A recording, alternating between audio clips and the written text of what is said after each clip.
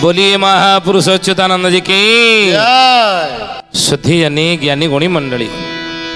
आज अध्याय आलोचना को आपण मानक स्वागत जनाऊँ। आज मालिका वचन आलोचन आम आलोचना करने जाऊे कौन ढेंकानाल जिला संबंध अच्युतानंद महापुरुष मालिकार सब कौन लिखिं कहले बाबू रे ढेंकानाल गरु ढांकुणी फिटिब ढोलाई पड़े गाए केते ना ढिंकी बाजा जग तरी बंद हेब बड़ी इंद्र बाजाए बड़ी इंद्र बाजाए हे सुजने बड़ी इंद्र हेबा जाए ढेंकानाल गरु ढांकुणी फिटिब ढोलाई पड़े गाए सोना सुजने गुणी बेड़ काल आसी लाड़ी हे सोन सुजने गुणी ढिंकी बाजा जगत रे बंद हेब बड़ी इंद्र हवा जाए ढिंकी बाजाटा जगत रे आज कण अच्छी कि बाजुची ना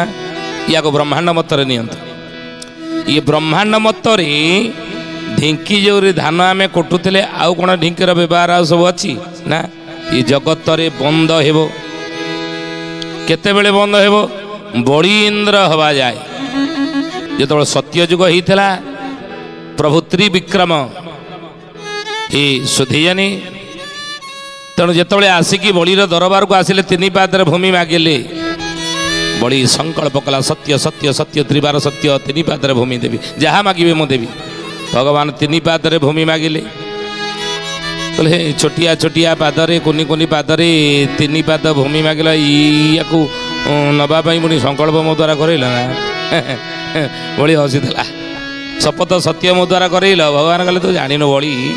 छोटिया बालक मत भावु छोटिया पिला ये जानिनु भागवत लिखिले के ब्रह्मांड माड़ माड़ होई जालो कोपे चंदीर राधे गोविंद गोविंद गोविंद पदुगा लुचि मकरंद से लीला भी धृत कड़िवर देव मानवे अगोचर राधे गोविंद गोविंद गोविंद पदुगा लुचि मकरंद आनंदे बोला हरि हरि हरि करिबे भवबारी राधे गोविंद गोविंद गोविंद मधुगा लुचि मकरंद नहीं बोले केते विराट रूप तू कौन मोर देखिलुनी रे बड़ी ब्रह्मांड माला माला हो जा लोम कोपे छंदी रही कोटी कोटी ब्रह्मांड जाकर लोम मूल अच्छा तो छोटिया भावुचु विराट रूप प्रभु देखईदे त्रिविक्रम वामन अवतारे भगवान छलयती विक्रमणी बड़ी मदभूत वामन नहीं तेणु विराट रूप देखईदे प्रथम पाद बड़ी जाईदेला बड़ी रे प्रथम पादर पूरा बर देबू ना कौट रखुना भूलोक भुवलोक सहलोक महलोक जनलोक तपलोक सत्यलोक अंतरिक को छुईला प्रथम पादरे प्रभु सप्तलोक मापिदेले बड़ी रे आउ गोटा पाद रहा उपरକୁ आउ कि ना तोर ना आउ गोटा पाद कौट रखी ना प्रभु कौट रखुना अतल वितल सुतल महितल रसातल तलातल पाताल द्वितीय पाद सप्त पाताल भेद कला ये दुईटी पादरे प्रभु 14 ब्रह्मांड को अधिकार कर सारा बड़ी रे तृतीय पादटा कौट रखी ना प्रभु तृतीय पाद आप कौन अच्छी नाभि कमल प्रभु आर कले बड़ी मथा देखईदेला प्रभु मो ऊपर मोर अधिकार रही मो मथा ऊपर तृतीय पाद रखी दियो तृतीय पाद रखी पाताल को चापुचंदी बोले रे बड़ी तू आ तोर दान फल दान एते देइछु जे तू कहीं ते जाबू जानिछु ना एते दान तू देलु ये दान द्वारा समाज रे आलस्य भाव सृष्टि हो गला मन रखंतु ये कथा हे ज्ञानी गुणी मंडली ये कथा शास्त्र पुराण रे विदित ही अछि यौवन धन संपत्ति प्रभुत्वं अविवेकिता एकैकं मर्त्य नर्थाय किम यत्र चतुष्टयम् दान दमा द्वारा समाज रे आलस्य भाव सृष्टि हो गला हे ज्ञानी गुणी मंडली उद्धव कौन कहले प्रभु सकल तीर्थ तो चरण रे उद्धव चंद्रिका जीवी की कारणे रे उद्धव राधे गोविंद गोविंद गोविंद हे उद्धव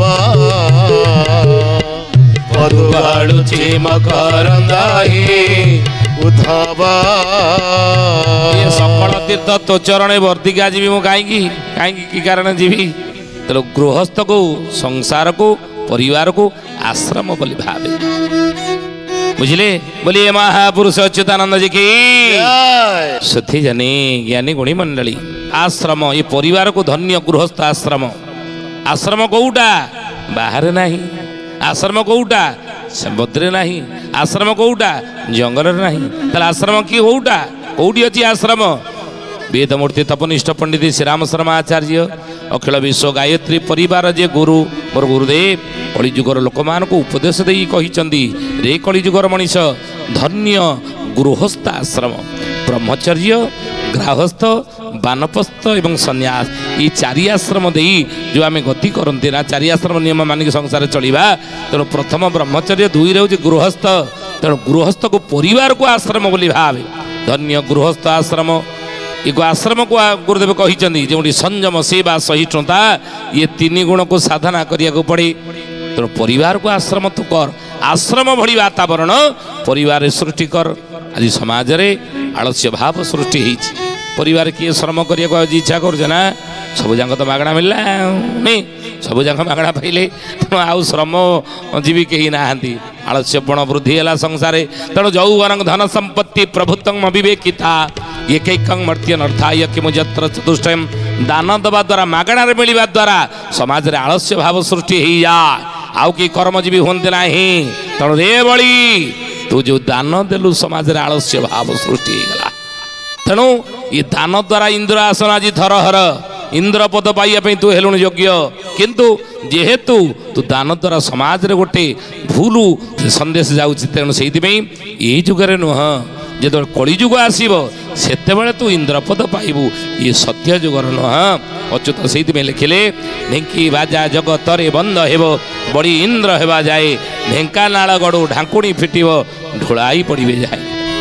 बोले ढेंकानाल गड़ू से ढांकुणी फिटिब जो बड़ी इंद्र आसन पाई ढेंकी बाजा जो जगत रे बंद हम ढेंकी बाजा आगे जदि पिंड मतरे जा पवन ऋषि मुनि मान जोगींद्र ज्ञानी संत महात्मा महापुरुष माने ये पवन उपरे गुरुत्व दौले शरीर भितर पवन जा आसिया कर 21,600 पहाड़ ए पवन दौर ढेंकी ये बसी पिंड मत तेणु ही शुद्धि जानी से ढेंकानाल गड़ू ढांकुड़ी पिट ढेंकानाल गड़ संबंध में मालिकार नामला सिद्ध चंद्रिका ये सिद्ध चंद्रिका रे श्रीधर दास को स्वामी लिखिले से ढेंकानाल गड़ू ढांकुणी फिटिब कौन से गड़र महात्म्य ना से स्वामी सर्वता पुरुष से स्वामी सर्वता पुरुष जामाया न जानई शेष